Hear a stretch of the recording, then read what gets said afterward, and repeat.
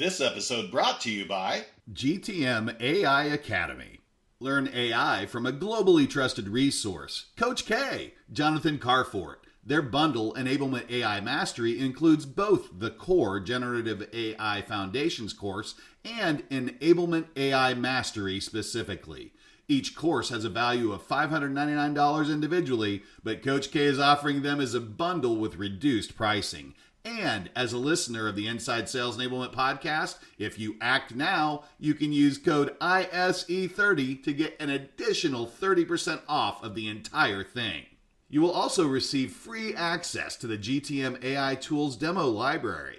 Coach K has done the demos, so you don't have to, and offers his straight shooting opinion, fact-based through an enablement lens. Go to www.gtmaiacademy.com and enter code ISE30 today and elevate your AI enablement game. Welcome to the Inside Sales Enablement Podcast. Where has the profession been? Where is it now? And where is it heading? What does it mean to you, your company, other functions, the market? Find out here. Join the founding father of the sales enablement profession, Scott Santucci, and trailblazer Brian Lambert as they take you behind the scenes of the birth of an industry. The Inside Sales Enablement Podcast starts now. I'm Scott Santucci. I'm Brian Lambert, and we are the Sales Enablement Insiders. Our podcast is for sales enablement leaders looking to elevate their function, expand their sphere of influence, and increase the span of control within their companies. Together, Brian and I have worked on over 100 different kinds of sales enablement initiatives as analysts, consultants, or practitioners. We've learned the hard way what works, and maybe what's most important, what doesn't. Our focus is on you as sales enablement leaders and orchestrators. In that role that you have in your company, you've got to develop specific characteristics that we call orchestration. That means blending strategy and tactics together to achieve results, to help sales sell, and simplify the selling ecosystem. And as usual, we have a centering story. Bill, what do you got for us? Thanks, guys. I want to take us way back to the year of 2016. I know that's not quite as far as you gentlemen generally travel back in your centering stories. Love it. But it's important. It's important. You know what, Bill, it might as well be that far ago, right? Right. I mean, because who can tell at this point anymore? It seems like 1,000 years ago as far Exactly. as my relationship with you guys go, what's happened this year, and how far the Sales Enablement Society has come. So the reason I'm going to talk about 2016 is that's the year all the wheels started to turn in the Sales Enablement Society. Now, I wasn't involved right at the very beginning because I didn't know Scott and Scott didn't know me, and I didn't know what sales enablement was. That's right. I'm saying I didn't know what sales enablement was in 2016 until I found a LinkedIn group called the Sales Enablement Society. And so I joined it. I was like, that sounds like some of the things that I do. You know, I'm helping grow salespeople. I'm helping train salespeople. I'm helping them with their messaging. You know, that sounds a little bit like what I'm doing. It sounds a lot cooler than trainer, you know, or, you know, that kind of thing, right? Because my students or, you know, my colleagues aren't dogs. So I can get behind this. And so I joined the group, you know, and I was like, okay, you know, maybe I'll get a digest or something if people actually talk in this thing. Because like back then you subscribed to a lot of LinkedIn groups and hoped, you know, 1 out of 15 was good. Mm-hmm. And within that same week, I got a phone call and it was Brian.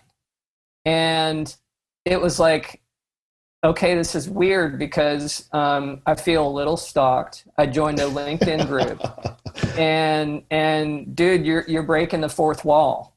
Like, what's going on right now? And he proceeded to vet me, you know, but like in a really nice and thoughtful way. Like, hey, I see you're in DC and I'm in DC, and that's where the Sales Enablement Society was, you know, originally had a chapter, and we talked about my role a little bit, and he was super complimentary. You know, I taught, and now knowing all the things that Brian's done, like it was really nice for him to say that, right? Because I was just beginning my journey as, well, not beginning, but like this was my first role in what anybody would classify as sales enablement. And he was like, so you're kind of like the Yoda for SDRs. And I thought, like, Yoda. I would never say that, but yes, I have to be sometimes, and definitely my age versus the SDRs, I'm easily Yoda that way. So we'll keep that. So we talked again after that. I was like, wow, that was really weird at first, and then super nice, and like now I'm more curious about this thing. And so we talked again, and he was like, hey, we're actually having a meeting.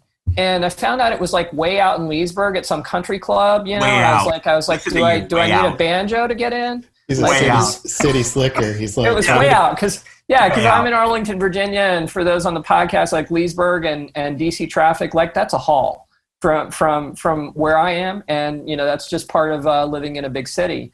So yes, so you had to pack a lunch. I know it's hard down on the farm, Scott. So I went out to the country club, and you know I didn't have to have a banjo, and I saw Brian, and I saw I got to meet Scott, and I saw other people who around that same time Thierry was doing that podcast on sales enablement, which was like super groundbreaking at the time, and he was interviewing people in the Sales Enablement Society. So I was like, you know, I know a little bit about Scott. I know a little bit about Nicole O'Brien because she talked about all the Van Halen shows that she went to like in the 70s or the 80s or whenever that happened, and I was kind of jealous. So I have her to talk about that with. But, you know, so I thought I was going to have these like, you know, one-off personal discussions, and we got serious really fast in that meeting. So we laid out a few things about business within a business and a lot of the things that we're trying to establish at that time. But then we had an exercise. And I was like, I've never been to, you know, I've been to all kind of sales meetups and all those kinds of things. I've never been to one where we actually had to do an exercise. And I was like, okay, this is for real. And this was the exercise. So there was a marketing business plan, you know, given with a scope and an amount of time and an ROI.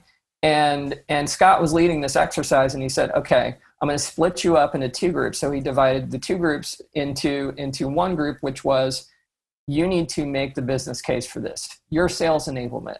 You need to come up with reasons to support this. And then the second group, you're the CEO. You need to find reasons to shoot this down, because part of being in sales enablement, little did I know at that point, was selling your initiatives and making a business case for your initiatives upstream, even at the CEO level. So to my delight, I worked at a small business at that time, and I reported to the CEO. So to my delight, I got to play the CEO group. So I was in a group with Brian and Raul Gupta and a couple of other folks, and I knew exactly what my boss would say about this. And so when we came back as a group, like we like wrote on notepads, and we came up with talking points, and we came back as a group and debated. I did not hold back. I totally went CEO, and I ripped that plan to shreds. And it was an amazing plan, but I just played the CEO and I ripped it to shreds. And I could just, you know, Scott was facilitating, but I could also see his face kind of contort a few times when I was kind of going at the plan. And little did I know at the end of the meeting that it was a plan that Scott had submitted. So I felt like a huge ass, but I also felt like, you know, dude, you put that out there and you gave me permission to take some swings, and this is awesome. And I cannot wait to come back to this thing. That's awesome. Yeah, I remember that. I remember that. Yeah, so let me ask, Bill. I always ask after our centering story, so what? So what? Well, wait, let me help you out, Bill. So, okay. So first of all, who the heck are you? Who's this person talking? And who's taking my space for my centering story? That's like my value contribution. That's what I do. So for those of you who don't know, this is Bill Ball joining us. Bill Ball gave us his story about his first experience within the Sales Enablement Society, and now you're on the board of directors, right? Yep. So I practice sales enablement for an IT staffing and managed services firm. I'm in the process of transforming my practice from a traditional learning and development practice, because it's a traditional business, into field enablement practice. And so I'm super excited about that. But yes, I have the pleasure and the privilege of being not only a founding member and a past board of advisor for the Sales Enablement Society, but now I'm on the board of directors with 4 other awesome, hardworking volunteers. So the reason that this centering story is important in the so what, Brian, so now that we then know who the heck this Bill guy is in the first place, who just starts talking about getting calls and making fun of us rednecks out in Leesburg. Yeah, and he's making history again, the first ever centering story that's not Scott. That's right. That's right. But I think the bigger issue is, where is sales enablement as a profession today, and how much influence has the Sales Enablement Society had with it? There's been a huge explosion since 2016 in funding for companies like Seismic, HighSpot, et cetera. A lot of that is because of the visibility in sales enablement that was created to make investors feel more comfortable with it. There's way more research out there. So those businesses are converting some of that research, that money, that investment money. So HighSpot's got the Sales Enablement Pro. Because of that traction, you've got other conferences now that are, squatting on the Sales Enablement Society time frame, but that's a different issue. All of this has been done and built. So let's kind of review what's all been built by volunteers serving. And that's the key point. Bill, how much money do you get every year for your efforts as being a board member? I have 2 answers to that question. One, the overwhelming amount of $0, infinite, and a lot of pride. And then also, I pay to go to every single conference. I paid for my travel, and this year I won't be paying for my travel, but I pay for the conference as well as a board member and as a practitioner. So not only are you going out of pocket, so you're paying for your part, but you're not getting any money either. And I think that's really important for you as our audience to really pay attention to understand what the society is all about. The Sales Enablement Society is driven by volunteers who care about the profession. And the volunteers are people like Bill, who are practitioners, who believe in this role. And I think that's really, really important, because as you think about all the different things that you could attend and all the stuff that you could do, having insight of how things really work matters, and you should be participating in the things of where people are putting their money where their mouth is. There's a lot of other resources out there that are quote unquote sales enablement where people aren't putting their money where their mouth is. But what we're going to talk about here is the remarkable thing of orchestration. So you guys all know that since COVID, we're shifting our podcast to be much more about orchestration. How does orchestration really happen? How do volunteers who've never worked together, don't work in the same company, aren't getting paid, how do they put together a conference? Oh, and by the way, even when there is a template for a conference to follow, guess what? COVID hits. Now you have to do a virtual conference as well. How does that actually happen? So we've asked Bill over here for 2 reasons. One is to get you motivated so that you will join the conference. The entity is a nonprofit organization. They need the money. But more importantly, you should be supporting an organization done by your peers. But I think more importantly, too, for our listeners of our show, how does this stuff actually really happen? So, Bill, where does it start? Where does it begin from? How do you decide that what topics you're going to cover? A couple of ways. So we think about the theme, and there were a lot of foundational themes when we all met together for the first time at the end of 2016 in Palm Beach.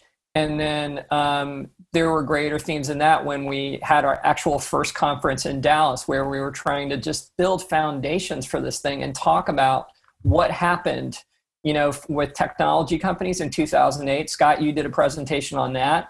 Dr. Howard Dover talked about the Dust Bowl and how hiring more salespeople, it wasn't the answer. So there was all of this build and momentum of the need for sales enablement in that first conference. So since we built on that, 2 conferences after, one in Denver and then one last year in San Antonio, This year, we had originally planned to talk about the forward momentum, meaning a lot of our practitioners are growing up. We talk to our members. That's how we find out. We don't start with the technology and say, this is how you do sales enablement. We talk to our managers. We see what's our practitioners. We see what's happening in our chapters. And what a lot of them were telling us was, you know what? I'm starting to expand beyond my army of one. I'm starting to build out my team. What does that look like? What does forward momentum look like for me? And then there's some people at an even greater level of that are still looking for ways to scale. And there's conversations of different types of enablement at this point. I don't want to get into that too much, but we have a huge audience. And so to do something memorable and experiential for them, we have to talk to them. Yeah, and I think part of the difficulty, at least from my experience with regards to the society, it's really hard to share what that experience is to other people. And that's the commerce, if you will, that makes all this work. It's not so much, you don't go to the Sales Enablement Society conference for the speakers, even though the speakers are great. You go there to build the connections that you need and to be able to have honest conversations with other people so you can do your job better. Is that what you're after, Bill? So how do we give more insight of what happens behind the closed doors? It's exactly what I'm after, and that's something that nobody told me. Nobody gets told that. I mean, maybe I'm saying it and you're saying it now, Scott, but nobody says that in the Sales Enablement Society. You find that out, you figure that out, you discover it. When I went to our first founding meeting back in 2016, sorry to take us back there again, but it was a big year. I got to meet people that I'd heard on podcasts before, like Daniel West, right? So who's elevated to a huge role in Australia now. Siobhan Thatcher. Officer. Yeah. I mean, that's massive, right? Mm-hmm. So Siobhan Thatcher, a lot of people know Siobhan, but when I met her, guys, she was an army of one. Yep. Now she is a major orchestrator, VP at Ring Central with lots of successful sales enablement leaders underneath her. So who else was in that Palm Beach meeting that people will recognize? So Mario was there, right? Mario was there. Bob Britton was there. Juliana Stancampiano was there. Yumi and Brian were there. We had Nicole amazing. Was there, I think. Who was there? Nicole O'Brien. Nicole O'Brien was there. Mm-hmm. Raul Gupta was there. A lot of all of our original founding cast was there. Michael Labate, it was one who also just took a new role. He's heading up a region, I believe. The doctors were there. Peterson. Well, so Michael Labate, that was his first experience. Yes, and now he's a board member as well. He was at that. Yes. He was at meeting. The doctors, right? Yeah. So one of the doctors, so Dr. Dover, a lot of you guys know, actually, the Sales Enablement Society donated a large sum of money in that first conference to his foundation because they were doing the most work and were offered to host the first conference. Then also Dr. Peterson, who's leading one of the roundtables. Yeah, yep. It's so tying that back to what you're talking about, Scott. I don't just hear Daniel West on a podcast anymore. I reach out to him. My 50-50 and call a friend right now is pretty awesome. And it is 100% of the sales success due to the Sales Enablement Society. And why that's important is not just, okay, I have awesome connections. It's because we're navigating an evolving profession together. And who wants to be Sisyphus and push a rock up a hill by themselves? So by being a part of these experiences, and it's one thing to be a member, right, and join and be on our message board and that kind of thing, but by being a part of these experiences, you get to know these people. And if you get to know people and you interact with them, then you feel comfortable reaching out. And so when I need help, when I want to figure something out, it's not just me in a dark room. I'm reaching out to Daniel, I'm reaching out to Mike Kunkel, and I'm reaching out to you guys. And it's elevated my practice in ways I can't even describe. Yeah, I think there's a great point in that, in the kinds of things that we do, especially as we get closer and closer to driving alignment and business value across multiple departments. Where are you going to learn how to do that unless you do it? And you get the chance to practice that by actually trying to pull things off, like these miracles that happen on a day-to-day basis. How the Sales Enablement Society has no budget. There's no ongoing budget, or at least not when it started. I don't know what things happen today, Bill, but we're not asking for an audit of your books. And you can be like Trump and not tell us anything about your books and tell us to F off if you want to. But the point is, it's totally transparent. You just have to be curious and engage. It's also an opportunity where you get to learn by doing, and that's something that a lot of people don't ever get the opportunity to do. And these are some of the reasons why it's so important that you find a way to get engaged somehow, some way, shape, or form. It's not easy to do that because it's different. But these are the kinds of things of why there's so much momentum and so much energy, and why we get, thank you very much, Bill, for all the time and effort that you put into it. So tell us a little bit about how we're going to have this kind of experience. Oh, by the way, you know who we left out? We left out Walter. Yes, we did. Why are we leaving out Walter Pollard? So Walter Pollard is one of the people who helped create the idea of a coverage desk.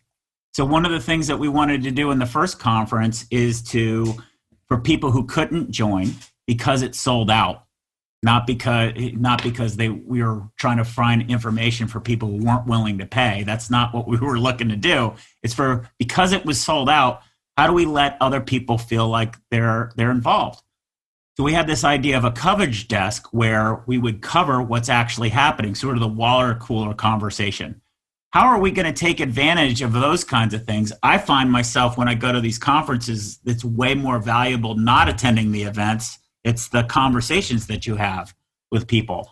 What's the idea of the online experience going to be like, and what's the vision of how you're going to pull that off, Bill? So I want to respond to two things, and hopefully I don't, that you mentioned, Scott, and hopefully I don't divert us too much, and you guys I know you'll course correct me if I do. First off, you can't talk about the Sales Enablement Society without talking about Walter Pollard.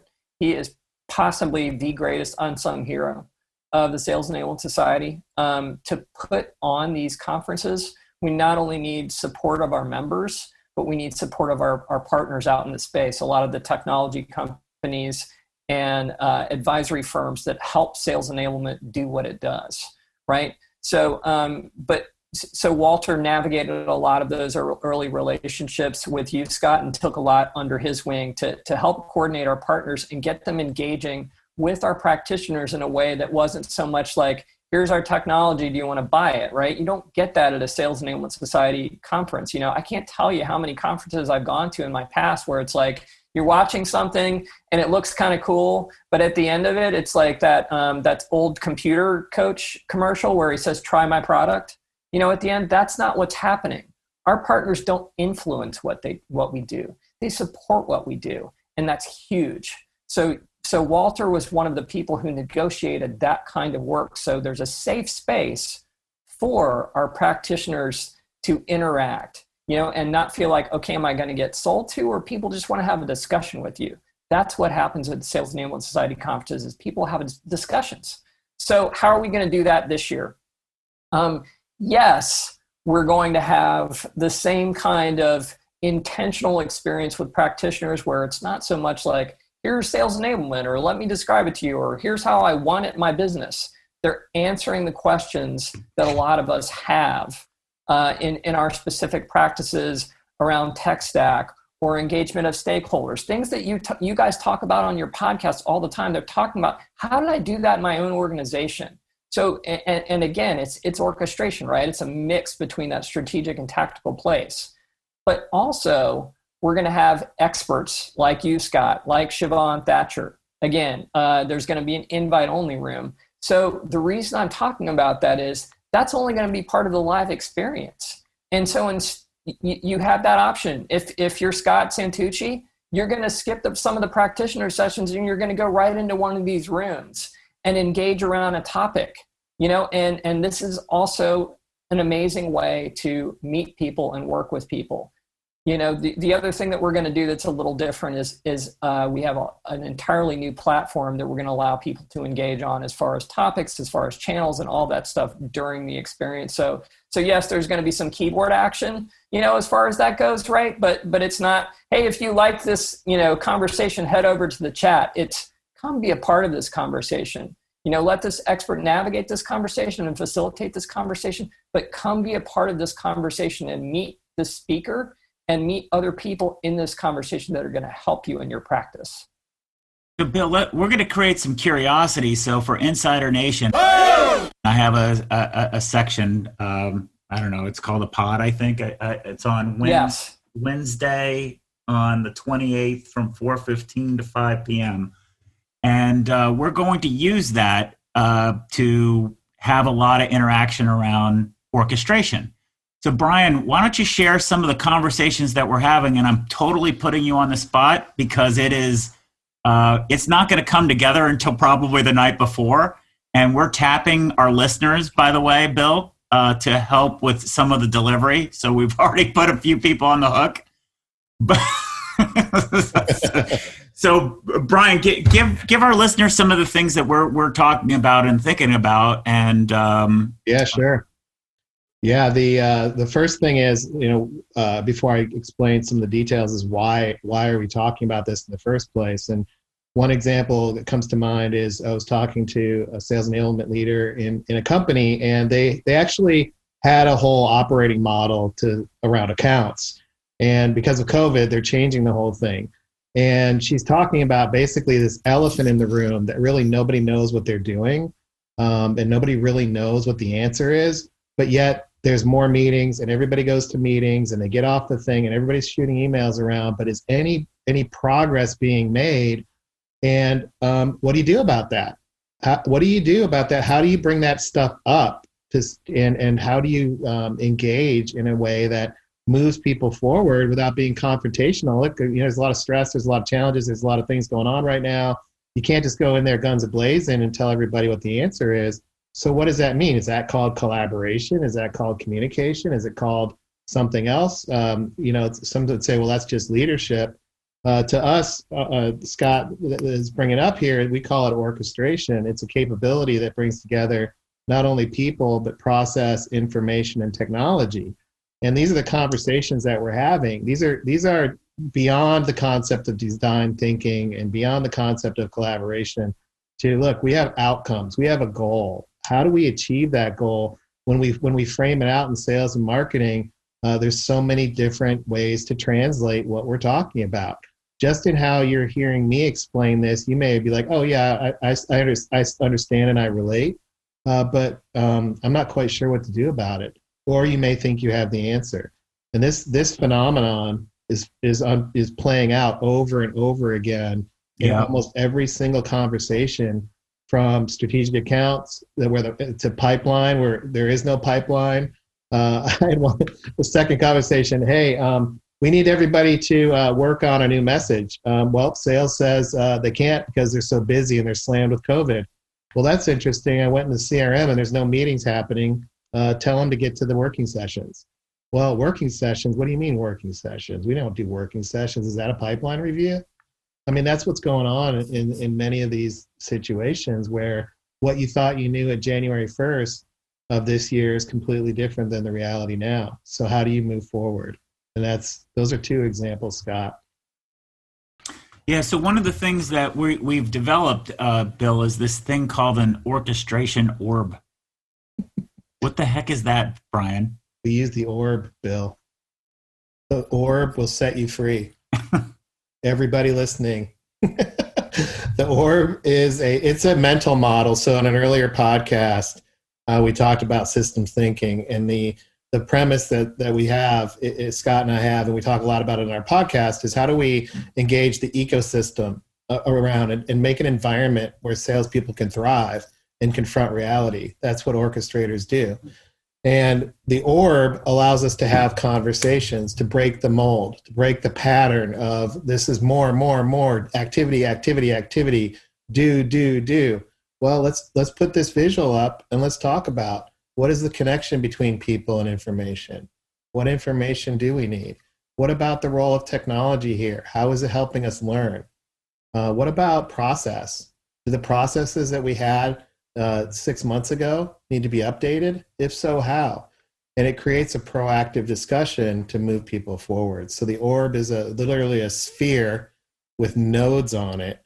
And that's what we're going to unpack in the experience we're going to create on the SES session. Is we're going to have your help, engage you, our listeners and the attendees, to figure out what this orb is and how it would, and what it looks like, how we might label it, etc. So you'll appreciate this, Bill. You know Brooke Spatz, right? Yeah. So guess what? She doesn't know this, but she's going to be delivering some of this experience with it. I'll text her right before we publish this. But what we're doing is we're reaching out to other people who are experiencing this. And one of the big challenges that I think all of us have is if we take a big step back and look at what's common across all of our businesses, is that whole commercial experience that customers have with our businesses sucks. It's terrible. And that commercial experience has to get simplified. It has to be made cohesive. So the challenge, though, is the only way to make it cohesive is somebody has to be that intermediary between all the different silos inside your organization and what that messaging looks like in between. And that's where we see a gigantic opportunity for sales enablement to take that next step. And that's what we call orchestration. Here's the rub. The rub is it's highly experiential. So all of the things that you've experienced working with the society that you find very difficult to communicate, guess what? You've been waxing on and waxing off, right? You've been Miyagiing yourself to be prepared to be able to do this. And these are the things that we're going to challenge ourselves is how do we make an experience more tangible? When people expect a certain thing, but the thing that's expected doesn't work anymore. I love it. It's funny, and I'm not sure who came up with the term experience room, right? But that's been happening at our conferences for the past several years now, and it sounds like it's going to continue with what you guys are doing, where people work together to solve a problem. It's not your action plan of what you're going to do when you go back to your office, right? Those are things that sound like great ideas and seldom happen. This is something that you guys are actually going to figure out in the moment because it's a need for everybody. By the way, I can't wait to see what this orb looks like. I think I need a visual aid on this. It looks like an orb. There you go. And it's an orchestration orb. So yeah, come on. A little bit of sizzle, but it's an orb. It's an orb. There you go. There you go. Think about three-dimensional. It's like a big ball. We're definitely working on it. It's very difficult to describe. Like, how would you explain what a sneeze is? It's pretty hard to do. So how do you make things more relatable? Well, how would you explain a sneeze if you were an alien and your species doesn't sneeze, right? How do you explain that? And it's hard to do, but you can describe it, and you can make it relatable. So these are the things that we're looking to do. So anyway, let's wrap up. For Insider Nation, a few things to point out. Brian and I are very much part of the Sales Enablement Society. We're not any different. The society doesn't think us any different. Is that true, Bill? Scott, you're still doing the same thing that you've always been doing, which is looking at the past and determining the future, creating frameworks for things, creating vocabulary for things that didn't exist. To help pave the future for sales enablement. I've always seen, you as doing that, doing an expert job at that, leading a lot of us in that, and I've seen you continue it on your podcast. So like nothing's changed. I'm just happy that I kind of get to talk to you by listening to your podcast more often. Yeah, and so what we're looking to do is these kinds of connections So if you listen to our show and you wonder how the heck we have all these connections and why we go way back, it's because we engage in the Sales Enablement Society. If you don't engage in the Sales Enablement Society, it's going to be hard for you to build your connections, and the connections are what's so important. So it's going to be challenging for all of us to figure out how to pull this off together in a virtual world. We're going to do our part. So Insider Nation, we're going to use my space to engage around an orchestration orb, whatever the heck that is. And I will be challenging for sure on the panel. So, I'm glad you picked me, but we're going to hear some feedback. Bill, what can other people do? What kind of help do you guys need? Where are we? How do people get engaged? How do they find out information? The first thing that they can do is come to the conference, and that's not a plug. Like it's as you mentioned, Scott, it's an experience. So if you want to know what being around other people in the Sales Enablement Society is like, and establishing those connections, be a part of the conference. And if you are a practitioner and you're out of work, one of the cool things that's happening this year with the Sales Enablement Society is, yes, we have to charge a fee because we're nonprofit, and how else do we bring the content to you guys, right? But what some of our partners are doing at the conference is actually sponsoring tickets for practitioners out of work. So when you register for the conference, if you're out of work and you don't have the cash, that's an option when you register. As far as getting involved, go to the message board, go to sesociety.org, look up your local chapter, reach out to me, reach out to Scott, and we'll plug you in. Next year, there's going to be all kinds of amazing work streams to build on what we've set up this year, the forward momentum for the new decade, which is still our theme. But the first thing you should do, the best thing that you should do, is come be a part of the conference. Amen to that, for sure. So Insider Nation, we expect to see you there. We got to meet a lot of you guys. We're giving out pins. Brian, actually, here's a challenge. How do we figure out how to give virtual pins? Yeah, I'll have to work on that. Insider. Yeah, we got pins. Still got some, so we'll have to figure it out. Maybe we'll give them out on Orchestrate Sales. Well, we gotta give people who are in the conference pins that are Insider Nation, but how are we going to give physical pins to people who are participating digitally? I don't know. That's going to be trippy. We'll any ideas to figure that out? Brian, how does what we talked about relate to being an orchestrator? Oh, good question. Oh man, you're interrupting me as I'm registering for the SES conference. Hang on a second. Hopefully you're all doing that too. I haven't registered yet, so I'll pause my registration and I'll do it, Bill, by the time the show's over. But that's the first thing how this relates is by engaging with your peers at the conference. When I look at orchestration, there's 6 attributes of an orchestrator: focusing on mission and goals, driving results by design, not effort, guiding narrative by confronting reality, prioritizing the right goals at the right moments, and unlocking energy and creating momentum.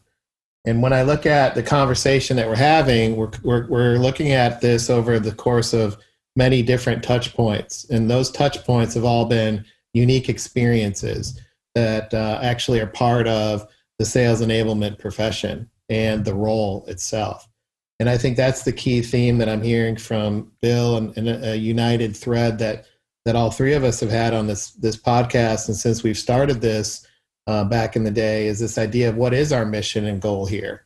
As orchestrators, that's the number one attribute. What's the mission and goal? And for the Sales Enablement Society and what continues to today with us and all the others that have been through this and with us for that long, is we're focusing on elevating the profession, and we're focusing on professionalizing a role.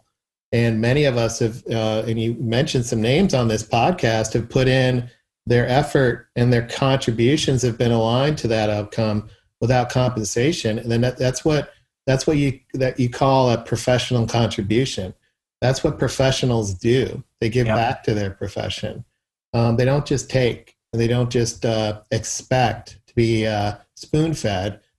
Doctors put into their profession, lawyers put into their profession, and others do too. And so this idea of $195 or whatever for the SES conference, put that in context of what does it mean to be a professional in today's world.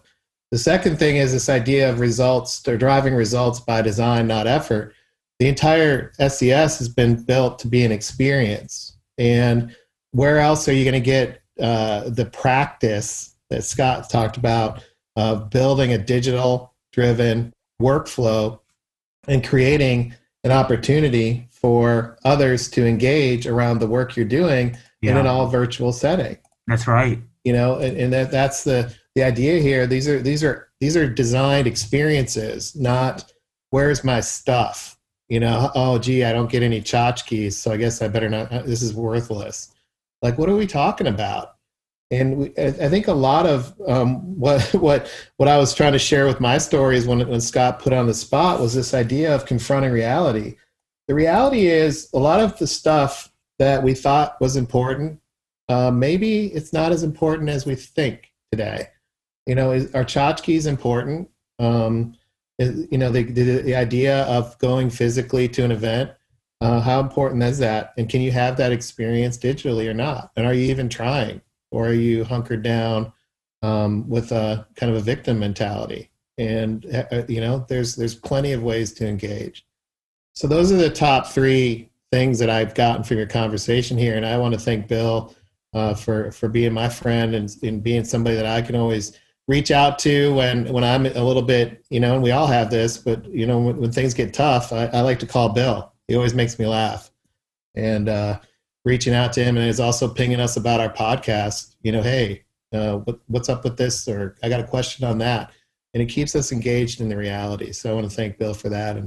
And I'll definitely sign up for the conference as well. And I encourage you guys all to do that. And I look forward to seeing you in our discussion about the orchestration orb.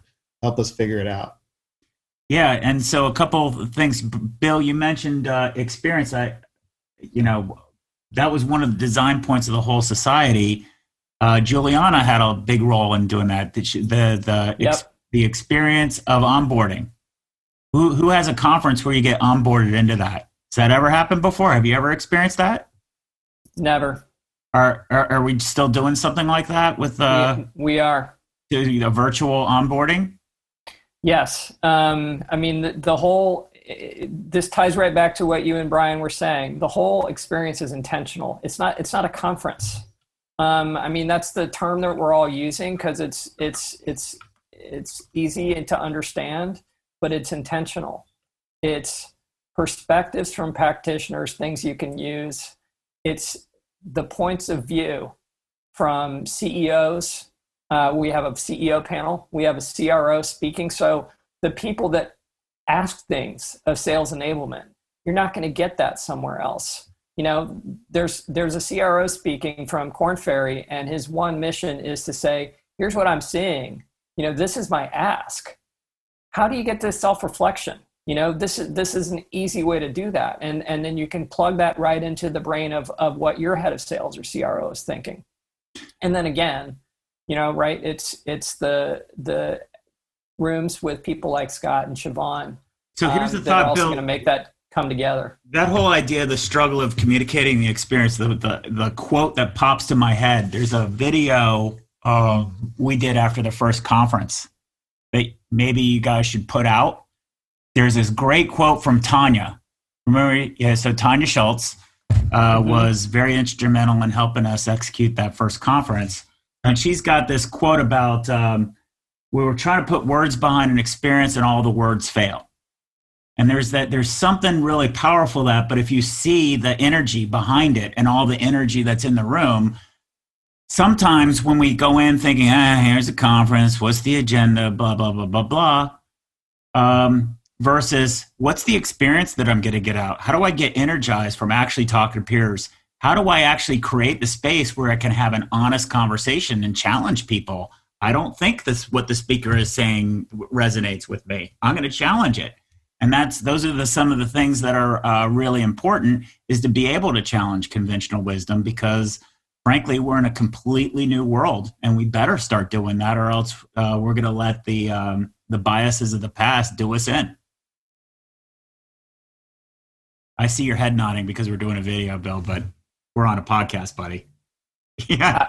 What's the experience here? I agree with you. And I think, look, let's tie it back to orchestration. Let's tie it back to what, how do you explain a sneeze to somebody, much less a salesperson in 3 words or less, right?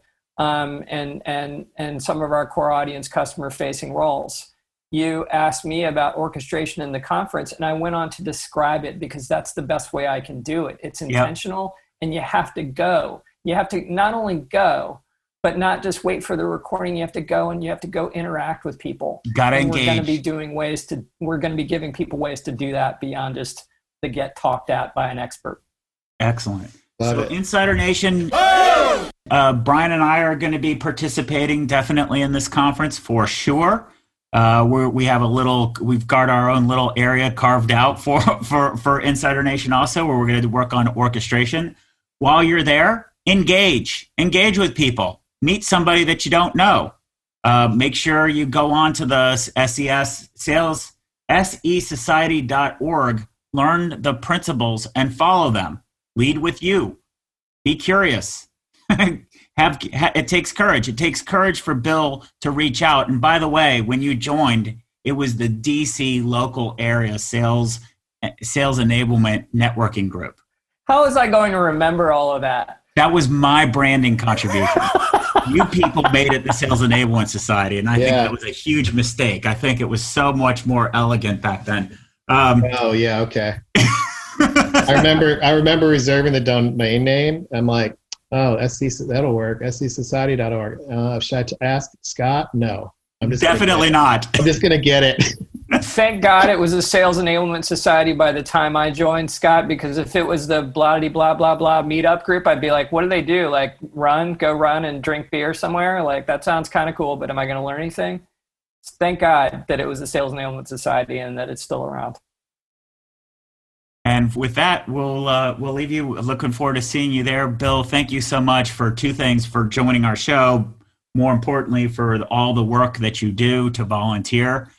I don't think anybody realizes how much effort is put in. So there's a lot of people who complain about, quote unquote, the board or any kind of role like that. Remember, these people are giving up their time and paying their own money to do these kinds of things. The way that it works is if you engage, it helps. And the more curiosity that we create and the more questions that you ask, the more information gets out.